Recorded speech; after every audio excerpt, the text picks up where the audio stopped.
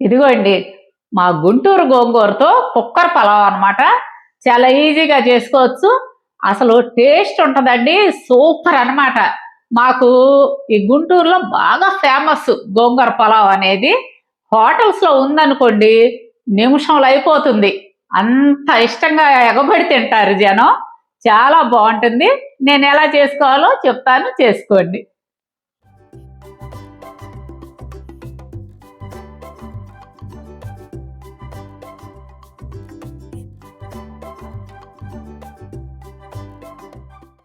Hi అండి, ఎలా ఉన్నారు? అందరూ బాగున్నారా?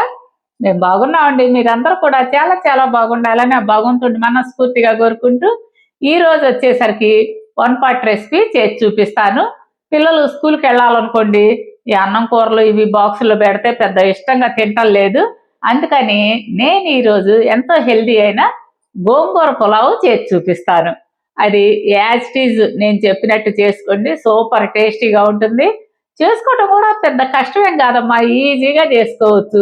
పిల్లల క్యారేజీ టైంకి వాళ్ళు రెడీ అయ్యేలోపు మీరు వండి పెట్టి పంపించేయచ్చు అనమాట. అంత ఈజీగా ఉంటుంది. అది ఎలా చేయాలో ఇప్పుడు చేసి చూపిస్తాను. అదేవిధంగా వీడియోలోకి వెళ్ళే ముందు మా వీడియోస్ మీకు నచ్చినట్లయితే లైక్ చేయండి, షేర్ చేయండి. కొత్త వాళ్ళైతే కనుక తప్పకుండా సబ్స్క్రైబ్ చేసుకోండి. ఈ వీడియో మరి కొంతమందికి యూజ్ అవుద్ది అనుకుంటే షేర్ చేయండి. సరేనా? వచ్చేసేయండి ముందు వీడియోలోకి. ఇప్పుడు స్టవ్ వెలిగించి కుక్కర్ పెట్టుకోండి. ఆ కుక్కర్ గిన్నెలో 2 టేబుల్ స్పూన్లు నెయ్యి వేసుకోవాలి. అందులో 4 ఇలాచి, లవంగాలు ఒక 5-6 తీసుకోండి. కొంచెం షాజీరా, కొంచెం జీడిపప్పు, 5 మిరియాలు అన్నమాట. ఇవన్నీ వేసి మనం దోరగా వేయించుకుందాం.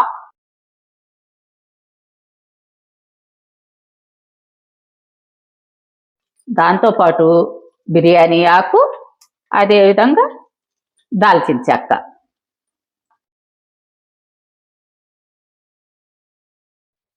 అదేవిధంగా ఇప్పుడు మనం చేసేది గోంగూర పులావ్ కాబట్టి దాంట్లోకి 6-7 వెల్లుల్లి రెబ్బలు వేసుకోండి. టేస్ట్ చాలా బాగుంటుందమ్మా. అలాగే ఉల్లిపాయలు సన్నగా తరిగి పెట్టుకున్న ఉల్లిపాయ ముక్కలు. నేను ఈ సైజు ఉల్లిపాయ తీసుకున్నాను అన్నమాట. వీటిని దోరగా వేయించుకోవాలి.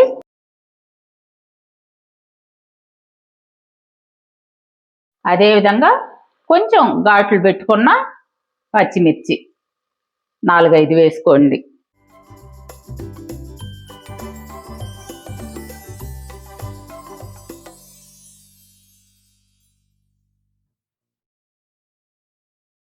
అందులో 2 స్పూన్లు అల్లం వెల్లుల్లి పేస్టు.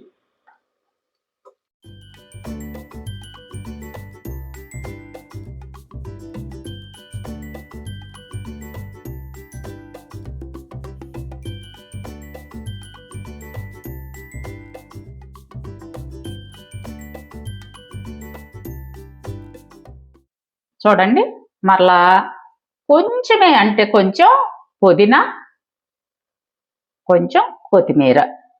చూశారు కదా, అంతంతే తీసుకున్నానండి. అంటే గోంగూరని డామినేట్ చేయకూడదు కదా, అందుకోసం తక్కువ తీసుకోవాలి. ఆ ఫ్లేవర్ కూడా రావాలి కాబట్టి నేను తక్కువ తీసుకున్నాను. 1 స్పూన్ కారం, కొంచెం పసుపు.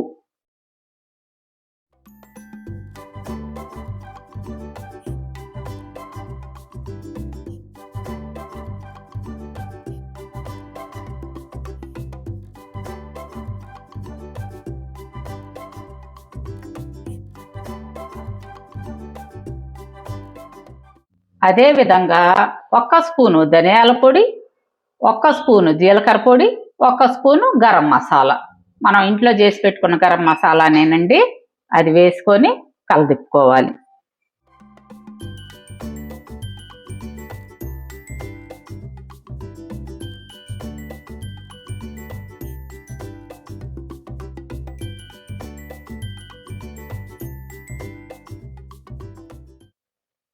అదేవిధంగా తగినంత ఉప్పు వేసుకోండి.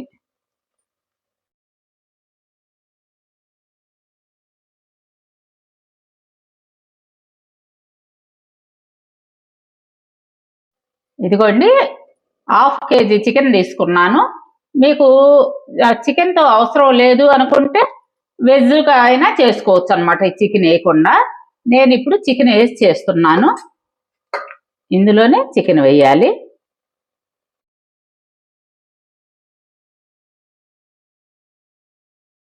బాగా కలిసే విధంగా కలుపుకొని కొంచెం మూత పెట్టి మగ్గించుకుందాం.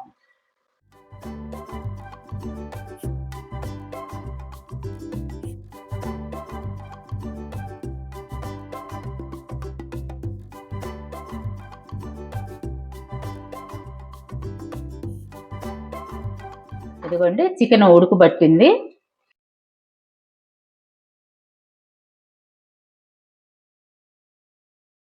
ఈ పలావ్కి టేస్ట్ ఇచ్చేది మెయిన్ గోంగూర అండి. ఈ గోంగూర వచ్చేసరికి గుప్పెడితో గుప్పెడు తీసుకున్నాను.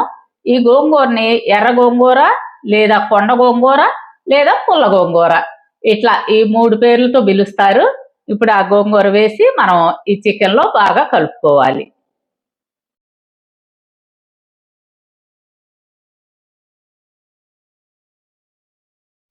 ఈ గోంగూర కూడా కలిసే విధంగా కలుపుకుందాము. అదే విధంగా ఉప్పు టెస్ట్ చేసుకొని ఉప్పు వేసుకోండి చాలకపోతే గనక.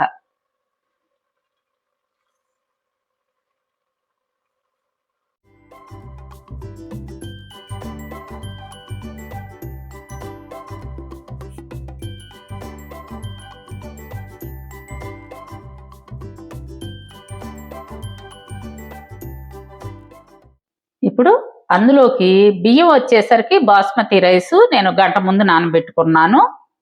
మీరు మామూలు రైస్ అయినా సరే వాడుకోవచ్చు అన్నమాట.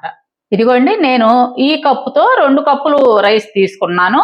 మీ దగ్గర కొలతకి ఏ కప్పు ఉంటే అది తీసుకోండి. ఇదిగోండి చికెన్ బాగా మగ్గింది.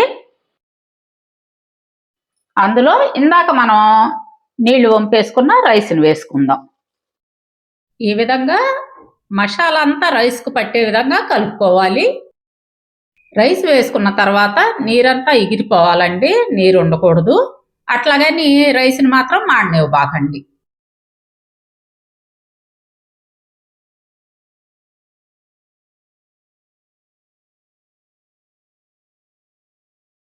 ఇప్పుడు గోరువెచ్చలుగా కాగబెట్టుకున్న నీళ్లు యాడ్ చేయాలి.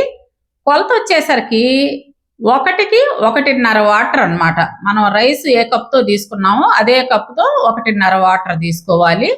మీరు ఈ టైంలో ఉప్పు చెక్ చేసుకోండి, సరిపోకపోతే కొంచెం వేసుకోవచ్చు.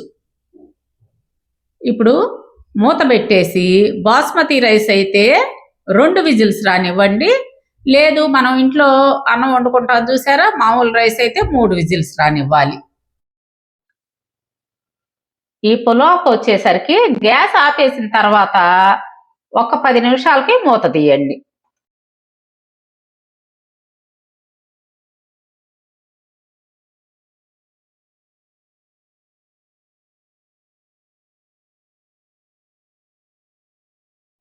వడ్డించుకోవటం కూడా వెంటనే వడ్డించుకోవద్దు, కొంచెం ఆగండి. ఆగితే గనక మనకి ఈ రైస్ అనేది బిగుసుకొని బాగా వస్తుందన్నమాట. ఇదిగోండి ఈ పులావ్ వచ్చేసరికి రైతా కాంబినేషన్లో సూపర్గా ఉంటుంది అనమాట.